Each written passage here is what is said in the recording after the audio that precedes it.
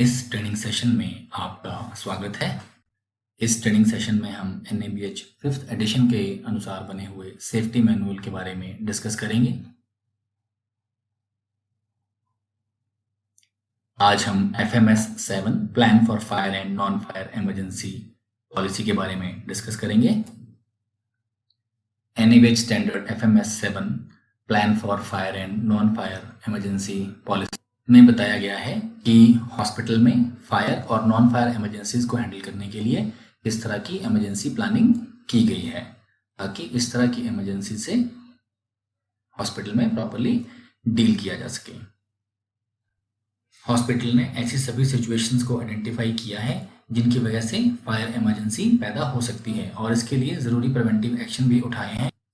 इसके अलावा हॉस्पिटल में एक फायर मैनेजमेंट प्लान है जो कि फायर इमरजेंसी से डील करने में हमारी मदद करता है। हॉस्पिटल ने नॉन फायर इमरजेंसीज को हैंडल करने के लिए भी ज़रूरी प्लान्स बनाए हैं। पहले हम बात करेंगे फायर इमरजेंसीज के बारे में। जैसा कि हम जानते हैं prevention is better than cure, तो फायर प्रिवेंशन के लिए हॉस्पिटल की सेफ्टी कमेटी हॉस्पिटल का समय समय पर राउंड लेती है और ऐसी पोटेंशियल सिचुएशंस को आइडेंटिफाई करती है जिनकी वजह से हॉस्पिटल में फायर इमरजेंसीज की सिचुएशन बन सकती है। ऐसे सभी पॉइंट्स को नोट डाउन किया जाता है और सेफ्टी कमेटी की मीटिंग में इन सभी पॉइंट्स के लिए ज़रूरी एक्शंस डिसाइड किए जाते हैं ताकि हॉस्पिटल में फायर के रिस्क को कम किया जा सके या ख़त्म किया जा सके। आग से निपटने का दूसरा तरीका है डिटेक्शन। हॉस्पिटल में फायर डिटेक्शन मैकेनिज्म इंस्टॉल किया गया है। इसके लिए हॉस्पिटल में इलेक्ट्रॉनिक फायर अलार्म लगाए गए हैं।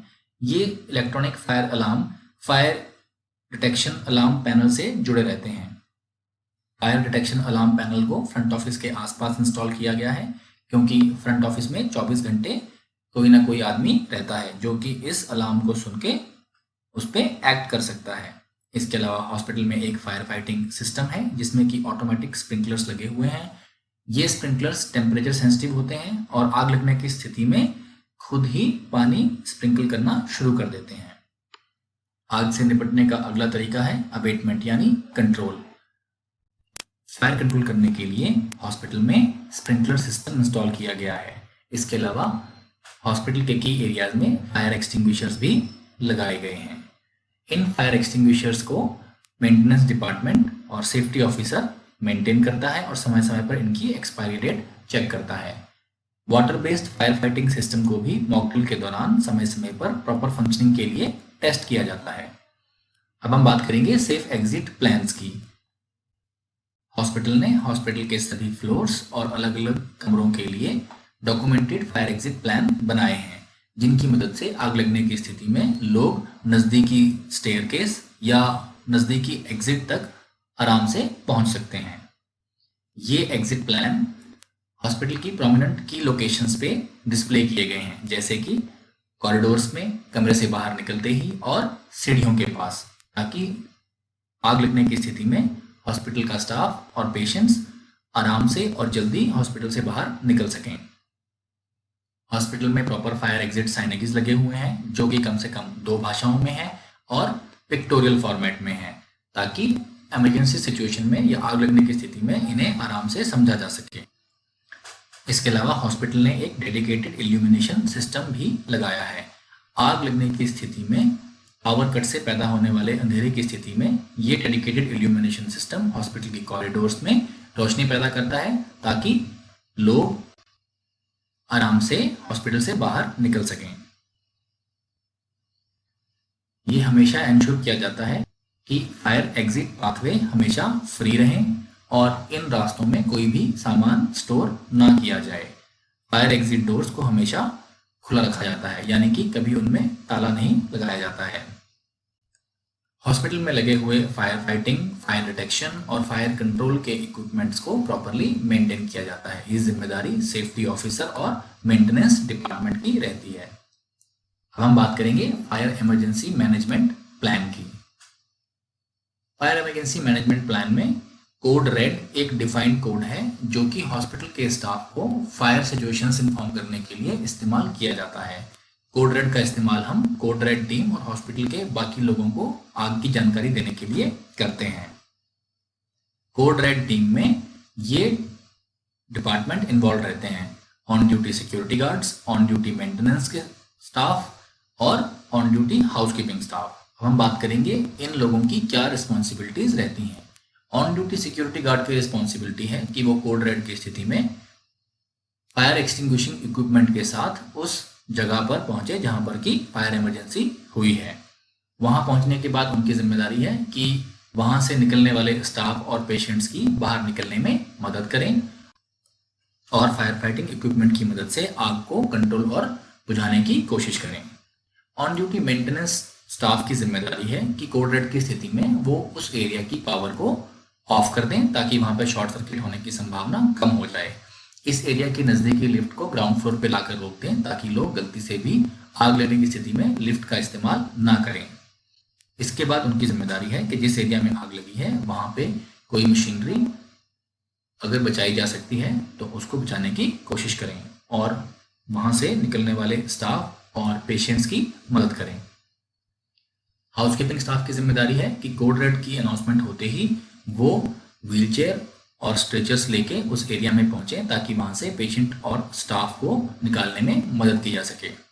आग लगने की स्थिति में हॉस्पिटल के स्टाफ की इंडिविजुअल रिस्पॉन्सिबिलिटी ये रहेगी। यदि कोई स्टाफ आग नोटिस करता है तो उसकी जिम्मेदारी है कि वो नज़दीकी स्टाफ को इन्फॉर्म करे और कोड रेड इन्फॉर्म करने के लिए कहे। कोड रेड इन्फॉर्म करने के लिए हॉस्पिटल के कोड नंबर 200 के ऊपर कोड रेड और उस जगह का नाम 3 बार दोहराया जाता है। फ्रंट ऑफिस स्टाफ इस सारी जानकारी को नोट डाउन करता है और उसके बाद हॉस्पिटल के पब्लिक एड्रेसल सिस्टम पर यही इंफॉर्मेशन कोड रेड और उस एरिया का नाम 3 बार दोहराता है। इसके बाद फ्रंट ऑफिस कोड रेड की जानकारी टीम मेंबर्स को फोन के जरिए देने की भी कोशिश करता है ताकि ये इंश्योर किया जा सके कि उनके पास ये जानकारी पहुंच गई है। इसके बाद हॉस्पिटल के एडमिनिस्ट्रेटर को भी इन्फॉर्म करने की जिम्मेदारी फ्रंट ऑफिस स्टाफ की है। एक बार कोड रेड इन्फॉर्म करने के बाद जिस स्टाफ ने आग को नोटिस किया है उनकी जिम्मेदारी है कि उस एरिया से वो पेशेंट्स को बाहर निकालें और उन्हें एक सेफ एरिया की तरफ ले जाएं। पेशेंट की हेल्प करने के बाद उन्हें अपने स्टाफ को वहां से बाहर निकालना है और अगर पॉसिबल है तो वहां पे कोई अगर इक्विपमेंट और डॉक्यूमेंट वो बचा सकते हैं तो उनको बचाने की कोशिश करनी है, लेकिन इसमें अपने आप को खतरे में नहीं डालना है। आग लगने की स्थिति में हम रेस प्रिंसिपल का इस्तेमाल करते हैं जिसका मतलब है रेस्क्यू, अलार्म, कंटेन और एक्सटिंग्विश। रेस्क्यू यानी सबसे पहले आप उस एरिया में से पेशेंट्स को निकालेंगे, फिर अपने स्टाफ को निकालेंगे, उसके बाद अलार्म रेज करेंगे जिसमें कि आप बाकी लोगों को इन्फॉर्म करेंगे, फिर कंटेन यानी कि आप आग को उसी एरिया तक सीमित रखने की कोशिश करेंगे। इसके लिए आप उस कमरे के दरवाजे बंद कर सकते हैं, लेकिन ध्यान रखें कि कमरे में कोई स्टाफ या पेशेंट बाकी ना बच गया हो। और अगर आपको फायर एक्सटिंग्विशर इस्तेमाल करना आता है तो आप आग बुझाने की कोशिश भी कर सकते हैं। फायर एक्सटिंग्विशर को यूज करने के लिए पास मेथोडोलॉजी का इस्तेमाल किया जाता है जिसमें P से पुल द पिन, A से aim at the base of fire, S से स्क्वीज द रिलीज वॉल्व और दूसरे S से sweep the guiding pipe methodology होती है। एक बार जब कोड रेड टीम उस एरिया में पहुंच जाती है जहां पे फायर इमरजेंसी हुई है तो वो अपनी रिस्पॉन्सिबिलिटी के हिसाब से काम करना शुरू कर देते हैं। अगर कोड रेड टीम को ये लगता है कि आग को बुझाना या रोकना पॉसिबल नहीं है तो वो ये इंफॉर्मेशन एडमिनिस्ट्रेटर को दे देते हैं ताकि वो डिस्ट्रिक्ट एडमिनिस्ट्रेशन के फायर डिपार्टमेंट या फायर ब्रिगेड को इन्फॉर्म कर दें।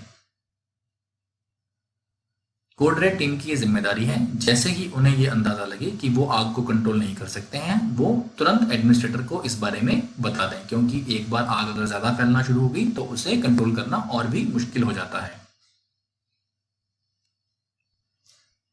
अगर आग बढ़ गई है और पेशेंट का इवैक्यूएशन जरूरी है तो इसके लिए उस समय हॉस्पिटल के क्लिनिकल हेड से बात की जाती है और पेशेंट्स को सेफ एरिया में निकाला जाता है। पेशेंट्स को सेफ एरिया में ले जाने के लिए हॉस्पिटल की दूसरी बिल्डिंग का इस्तेमाल किया जा सकता है। पेशेंट के इवैक्यूएशन को हमेशा उस समय हॉस्पिटल का जो भी क्लिनिकल हेड इंचार्ज है वही सुपरवाइज और कोऑर्डिनेट करता है। यदि कोड रेड टीम फायर को कंट्रोल करने में सफल हो गई है तो वो कोड रेड ओवर की इंफॉर्मेशन फ्रंट ऑफिस को देते हैं, और जैसे कोड रेड की अनाउंसमेंट हुई थी वैसे ही front office public addressal system पर कोड रेड ओवर की अनाउंसमेंट करता है। अगर आग तेजी से फैल रही है और उसे नहीं रोका जा सकता तो स्टाफ और पेशेंट को हॉस्पिटल से इवैक्यूएट करने की जरूरत पड़ सकती है। ऐसी किसी स्थिति में जो भी स्टाफ और पेशेंट हॉस्पिटल से इवैक्यूएट किए जाएंगे या हॉस्पिटल से बाहर निकलेंगे वो हॉस्पिटल की इमरजेंसी के पास के पार्किंग एरिया में इकट्ठे होंगे, जो कि हमारा मीटिंग या असेंबली पॉइंट है। वहां पे इन सभी लोगों की डिपार्टमेंट वाइज पेशेंट और स्टाफ की गिनती की जाएगी, और अगर कोई मिसिंग पाया जाएगा तो उसके बारे में एडमिनिस्ट्रेटर को जानकारी दी जाएगी ताकि वो फायर फाइटर्स को ये बता सकें कि कोई आदमी शायद बिल्डिंग में रह गया है जिसे ढूंढने की जरूरत है। अब हम बात करेंगे मॉक ड्रिल्स की। हॉस्पिटल में साल में कम से कम 2 बार फायर मॉक ड्रिल कराई जाती है, जिसमें कि अलग अलग डिपार्टमेंट्स का रिस्पॉन्स टाइम और एक्शंस चेक किया जाता है।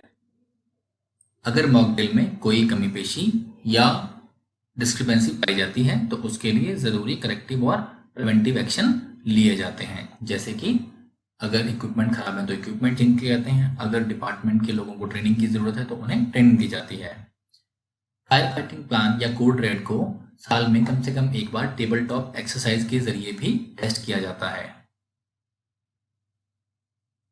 और इस टेबल टॉप एक्सरसाइज की प्रोसीडिंग्स एंड एफिशिएंसीज और ज़रूरी करेक्टिव और प्रिवेंटिव एक्शंस को रिकॉर्ड किया जाता है। इस रिकॉर्ड को कम से कम एक एक्रेडिटेशन साइकिल के लिए संभाल कर रखा जाता है। आग से लड़ने के कुछ बेसिक उपाय। जब भी किसी एरिया में आग लगी हो तो वहां पे आसपास जो भी ऐसी चीजें हैं जिनमें आग लग सकती है, जो कंबस्टिबल या फ्लेमेबल हैं, उन्हें वहां से दूर हटा लें अगर ऐसा करना सुरक्षित है तो। इलेक्ट्रिकल और इलेक्ट्रॉनिक इक्विपमेंट में अगर आग लगी है तो तुरंत उन्हें बंद कर दें। बिजली या इलेक्ट्रॉनिक के इक्विपमेंट में कोई आग लगी है, पेट्रोल या डीजल की आग या गैस की आग के ऊपर कभी भी पानी का इस्तेमाल ना करें या वाटर बेस्ड फायर एक्सटिंग्विशर ना चलाएं। हमेशा आग लगने की स्थिति में 200 या अपने कोड नंबर पे कोड रेड तुरंत इन्फॉर्म करें। अब हम बात करेंगे फायर फाइटिंग सिस्टम का मेंटेनेंस प्लान। जितने भी फायर फाइटिंग इक्विपमेंट हॉस्पिटल में लगे हैं, जैसे कि fire extinguishers, fire safety alarms, fire fighting system या स्प्रिंकलर सिस्टम, इनकी वर्किंग को समय समय पर चेक किया जाता है और इनकी प्रिवेंटिव मेंटेनेंस की जाती है। फायर एक्सटिंग्विशर्स को भी हर महीने चेक किया जाता है, और यदि किसी में प्रेशर कम पाया जाता है तो उसे रिफिल कराया जाता है। अब हम बात करेंगे इनफ्लेमेबल आइटम्स, एक्सप्लोजन और इलेक्ट्रिक शॉर्ट सर्किट से लगने वाली आग से बचने के उपाय। पहले हम बात करेंगे इनफ्लेमेबल आइटम्स के बारे में। ये वो चीजें या केमिकल होती हैं जिनमें तुरंत आग लग सकती है। इससे बचने के लिए आपने अपने एरिया में सारा इनफ्लेमेबल मटेरियल आइडेंटिफाई करना है और उसे लेबल करके आग के खतरे वाली जगह से दूर स्टोर करना है। इनफ्लेमेबल मटेरियल में हमारे पास हैंडरब हर एरिया में पाया जाता है। ऐसे सभी एरियाज जहाँ पे इनफ्लेमेबल मटेरियल स्टोर किए जाते हैं वहाँ पे ज़रूरी तरह के फायर एक्सटिंग्विशर भी इंस्टॉल किए गए हैं, जैसे कि डीजल जनरेटर सेट्स के आसपास सैंड बकेट्स मुहैया कराई गई हैं, ऑक्सीजन के बल्क स्टोर के आसपास foam based fire extinguishing system लगाए गए हैं। ऐसी सारी मशीनरी के ऑपरेटर्स को इन फायर एक्सटिंग्विशर्स के बारे में ट्रेनिंग दी गई है और उन्हें ये बताया गया है कि ये कहाँ पे इंस्टॉल किए गए हैं। एक्सप्लोजन से होने वाले फायर इमरजेंसी से बचने के लिए सभी प्रेशराइज्ड वेसल्स या गैस के सिलेंडर्स को समय समय पर सेफ्टी गाइडलाइन के हिसाब से चेक किया जाता है, जैसे कि हाइड्रोस्टैटिक टेस्टिंग या लीक टेस्टिंग। जो भी स्टाफ गैस सिलेंडर या प्रेशराइज्ड वेसल्स को हैंडल करते हैं उन्हें ये ट्रेनिंग दी जाती है कि इन्हें सेफली कैसे हैंडल किया जाता है। जिस भी एरिया में प्रेशराइज्ड वेसल या गैस सिलेंडर्स रखे जाते हैं वहां पे जरूरी तरह के फायर एक्सटिंग्विशिंग इक्विपमेंट या फायर एक्सटिंग्विशर्स इंस्टॉल किए जाते हैं और वहां के लोगों को इनकी जरूरी ट्रेनिंग दी जाती है। शॉर्ट सर्किट से होने वाली आग से बचने के लिए आप ये ध्यान रखें कि आपके एरिया की इलेक्ट्रिक वायरिंग अच्छी कंडीशन में है। अगर वहाँ कोई लूज कनेक्शन है या किसी आउटलेट में ओवरलोड है तो इसके बारे में आप मेंटेनेंस को इन्फॉर्म करें। मंथली सेफ्टी राउंड में इलेक्ट्रिकल सेफ्टी भी मॉनिटर की जाती है। ऐसे सारे एरियाज जहाँ पे ज़्यादा बिजली का लोड है वहाँ पे एमसीबीज लगाए जाते हैं जो कि ओवरलोड होने की स्थिति में खुद ब खुद बंद हो जाते हैं। ऐसे सभी एरिया में रबर मैट्स और प्रॉपर वेंटिलेशन का इंतजाम किया जाता है ताकि आग ना लग पाए। ऐसे सभी एरिया में ज़रूरत के मुताबिक जिस तरह की आवश्यकता है वैसे फायर फाइटिंग इक्विपमेंट इंस्टॉल किए जाते हैं और वहाँ के लोगों को इसके बारे में ट्रेनिंग दी जाती है। अब हम बात करेंगे स्मोक एक्सट्रैक्शन की। आग लगने की स्थिति में धुएं से बहुत सारे लोगों की मौत हो जाती है, इसलिए हॉस्पिटल ने ऐसे इंतजाम किए हैं ताकि आग लगने की स्थिति में उस एरिया से धुएं को आराम से बाहर निकाला जा सके। इसके लिए हॉस्पिटल ने स्पेशल डक्ट्स लगाई हैं और पोर्टेबल स्मोक एक्सट्रैक्टर्स भी खरीदे गए हैं। अब हम बात करेंगे नॉन फायर इमरजेंसीज की। उसमें सबसे पहले है code black. Code black bomb threat के लिए डिफाइन किया गया एक कोड है। ये एक ऐसी सिचुएशन के लिए बनाया गया है जहां पर हॉस्पिटल में किसी ने बॉम्ब रख दिया हो और एक कॉल के जरिए ये धमकी दी हो कि वो बॉम्ब फट सकता है। तो जो भी स्टाफ ये कॉल रिसीव करेगा उसे ये ध्यान रखना है कि ऐसे किसी बॉम्ब थ्रेट को नोट कर लें और वो इन्फॉर्मेशन हॉस्पिटल के एडमिनिस्ट्रेटर को तुरंत पहुंचाएं। अगर ये एक टेलीफोनिक कॉल है तो इसे जितना लंबा हो सकता है उतना लंबा करने की कोशिश करें। इस दौरान बात करने वाले व्यक्ति का बात करने का तरीका, उसके बैकग्राउंड में आने वाली आवाज़ें, इन सबको भी नोट करें। एक बार जब एडमिनिस्ट्रेटर को इस तरह की कॉल की इंफॉर्मेशन दी जाएगी तो वो नज़दीकी पुलिस स्टेशन को अनाउंस करेंगे और कोड ब्लैक अनाउंस करने के लिए फ्रंट ऑफिस को इन्फॉर्म करेंगे। जब भी कोड ब्लैक की अनाउंसमेंट होगी तो सभी स्टाफ को अपनी जगह पे ही रहना है, लेकिन सिक्योरिटी, मेंटेनेंस और हाउसकीपिंग स्टाफ को मिलकर हॉस्पिटल में इस बॉम्ब की तलाश करनी है। बाकी सभी स्टाफ की जिम्मेदारी है कि वो अपने एरिया में पड़ी हुई किसी भी लावारिस चीज का पता लगाएं, जैसे कोई बॉक्स या कपड़ों का बैग जिसकी कोई रिस्पॉन्सिबिलिटी नहीं ले रहा है। हाउसकीपिंग, मेंटेनेंस और सिक्योरिटी टीम अगर बॉम्ब लोकेट करने में या बॉम्ब को ढूंढने में कामयाब हो गए हैं तो इसे छुए ना, एडमिनिस्ट्रेटर को इन्फॉर्म करें और उस एरिया से पेशेंट और स्टाफ को इवैक्यूएट कर लें और उन्हें असेंबली एरिया में ले जाएं जो कि इमरजेंसी के पास वाली पार्किंग है, या उन्हें दूसरी बिल्डिंग में भी शिफ्ट किया जा सकता है। अगर हाउसकीपिंग, मेंटेनेंस और सिक्योरिटी के ढूंढने के बावजूद भी बॉम्ब नहीं मिल पा रहा है तो पुलिस के आने का इंतजार करें। पुलिस के आने पर एडमिनिस्ट्रेटर पुलिस को इस सारी घटना के बारे में बताएगा।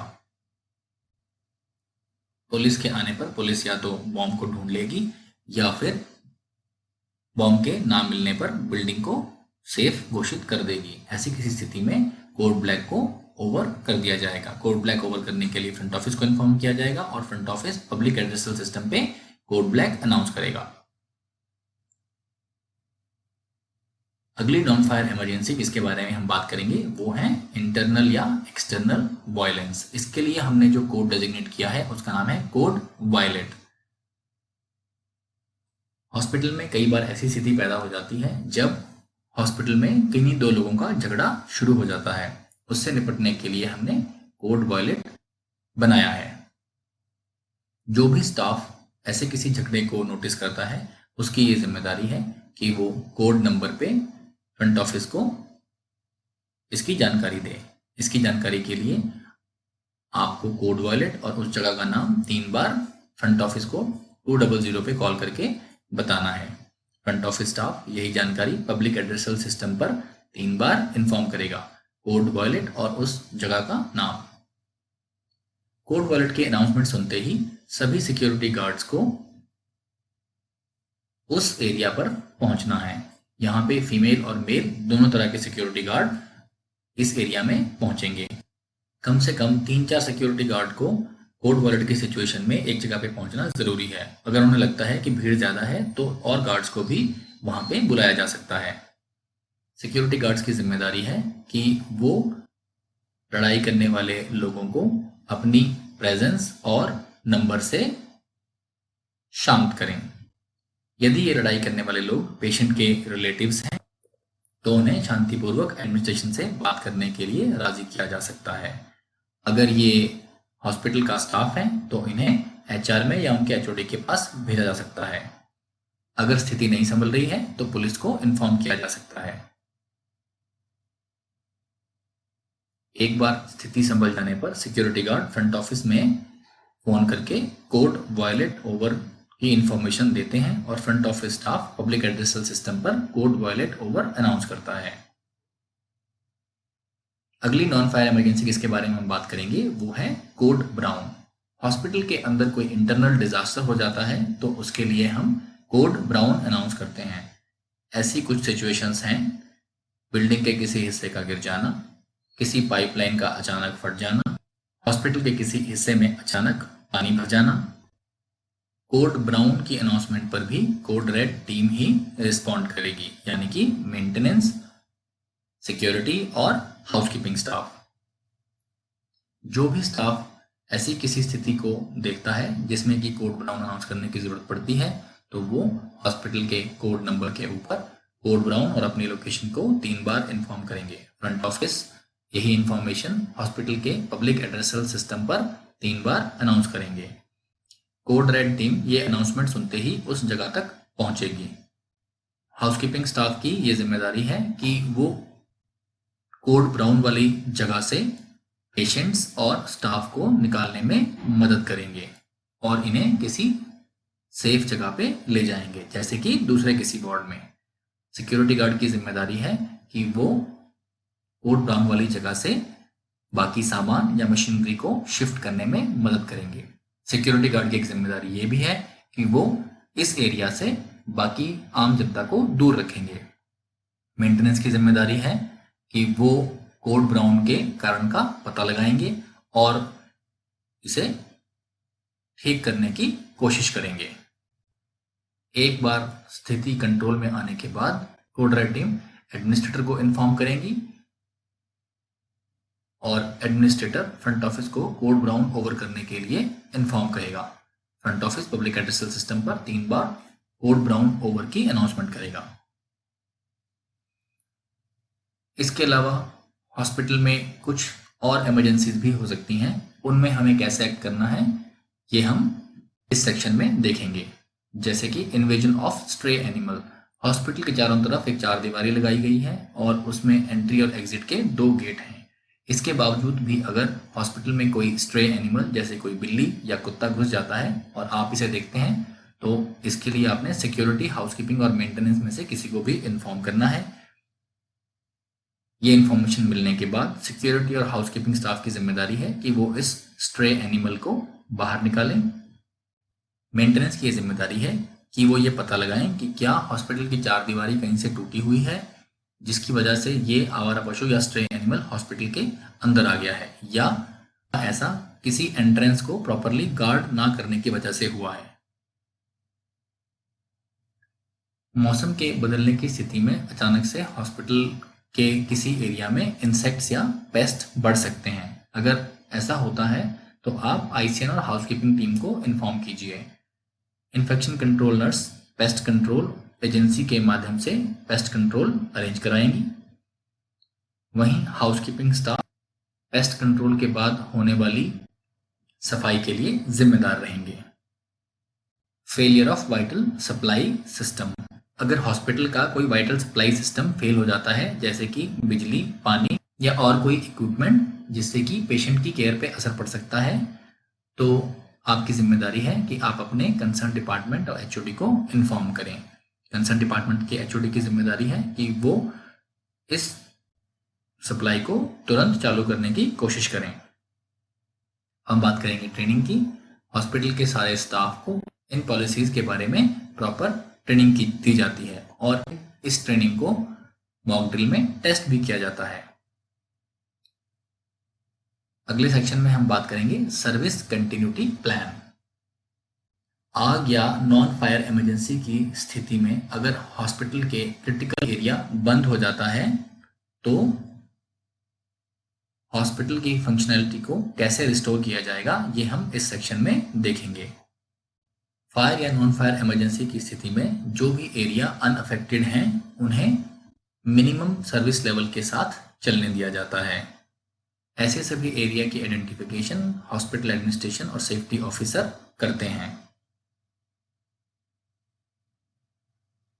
जिस भी एरिया में ऐसी कोई इमरजेंसी आई है वहां के पेशेंट और एम्प्लॉयज को इवैक्यूएट करके किसी सेफ एरिया में ले जाया जाता है, जैसे कि हॉस्पिटल की दूसरी बिल्डिंग में या किसी और सेफ वार्ड में। अगर फायर इमरजेंसी या किसी और नॉन फायर इमरजेंसी की वजह से हॉस्पिटल का कोई वाइटल एरिया अफेक्ट होता है जिसकी सर्विसेज से पेशेंट केयर पे असर पड़ सकता है, तो हर पॉसिबल एफर्ट किया जाता है कि इस वाइटल मशीनरी को फिर से रनिंग में लाया जाए। एक बार आग पर काबू पाने के बाद ऐसे वाइटल डिपार्टमेंट्स की फंक्शनैलिटी को 4 घंटे के अंदर अंदर रिस्टोर करने की कोशिश की जाती है। अगर आग से हुआ नुकसान इतना ज़्यादा है कि ऐसे किसी वाइटल डिपार्टमेंट को अगले 24 घंटे तक काम करने लायक नहीं बनाया जा सकता, तो उन सर्विसेज को आउटसोर्स कर दिया जाता है, जैसे कि लेबोरेटरी, रेडियोलॉजी या कैंटीन। अगर इस एरिया में आग से इतना नुकसान हुआ है कि इस एरिया को 4 घंटे तक काम करने लायक नहीं बनाया जा सकता है, तो इन सब सर्विसेज को आउटसोर्स कर दिया जाता है ताकि हॉस्पिटल में बाकी पेशेंट्स को ये सर्विसेज लगातार मिलती रहें। सर्विस कंटिन्यूटी प्लान के लिए मेडिकल डायरेक्टर और हॉस्पिटल के CEO final decision making authority होंगे।